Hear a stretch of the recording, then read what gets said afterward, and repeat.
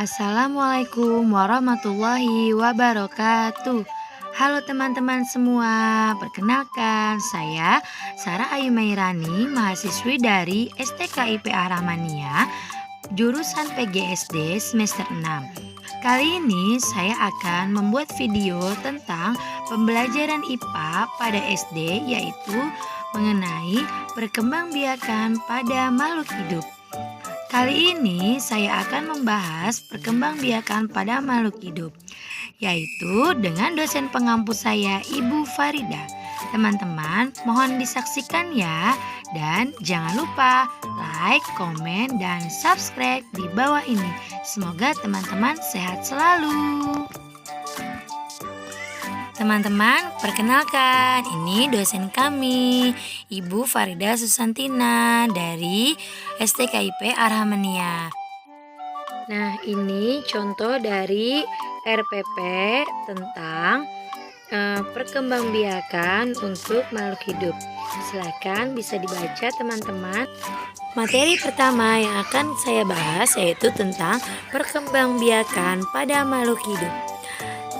Perkembangbiakan itu ada 3 macam, yaitu perkembangbiakan manusia, perkembangbiakan tumbuhan, perkembangbiakan hewan.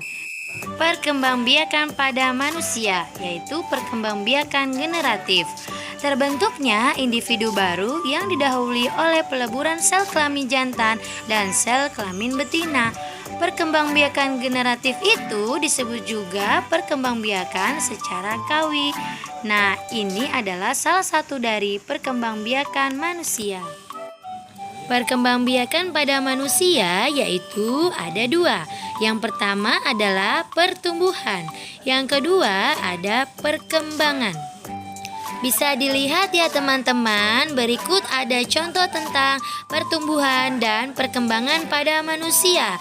Nah, di sini ada tahapnya dari balita atau bayi sampai dengan orang tua adalah contoh dari pertumbuhan dan perkembangan manusia. Tahap yang pertama adalah pertumbuhan pada masa bayi, yaitu 0 sampai 12 bulan. Pada masa ini terjadi perkembangan dan pertumbuhan yang relatif cepat. Pada saat baru lahir, bayi hanya bisa menangis, asupan makanan pun hanya ASI. Lalu selanjutnya ada tahap balita, umur 1 sampai 5 tahun. Pada masa balita ini juga mengalami pertumbuhan dan perkembangan yang pesat. Kemampuan yang dimiliki oleh balita berkembang dengan pesat, mulai dari belajar mengucapkan kata-kata dan berbicara. Perkembangan selanjutnya yaitu anak-anak di usia 5 sampai 9 tahun. Masa anak-anak sering juga disebut masa bermain, karena pada masa ini anak-anak senang dengan permainan. Kemampuan motorik mulai berkembang.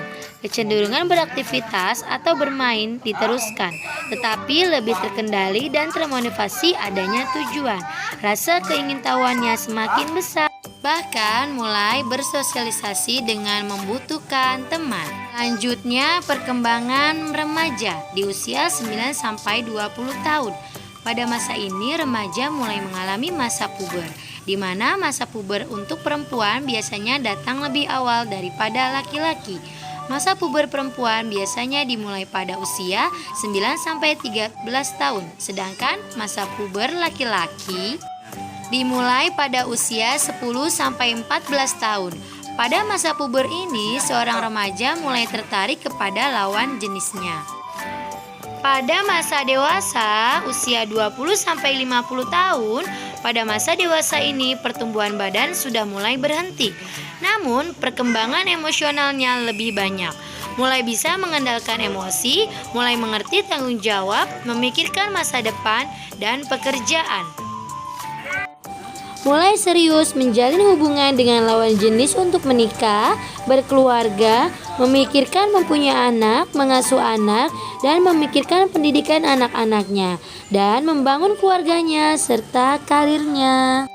Pada masa tua, usia 50 tahun, dimulai setelah usia 50 tahun pertumbuhan tubuhnya berhenti dan justru mulai mengalami penurunan fungsi pada organ, mulai dari penglihatan dan pendengaran yang berkurang. rabun mata, rambut mulai memutih, bahkan gigi pun tidak sudah mulai utuh, sudah mulai berlobang, bahkan tidak ada gigi yang mulai tumbuh.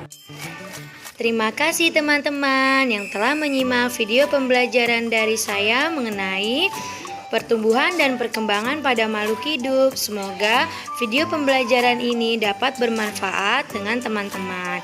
Wassalamualaikum warahmatullahi wabarakatuh.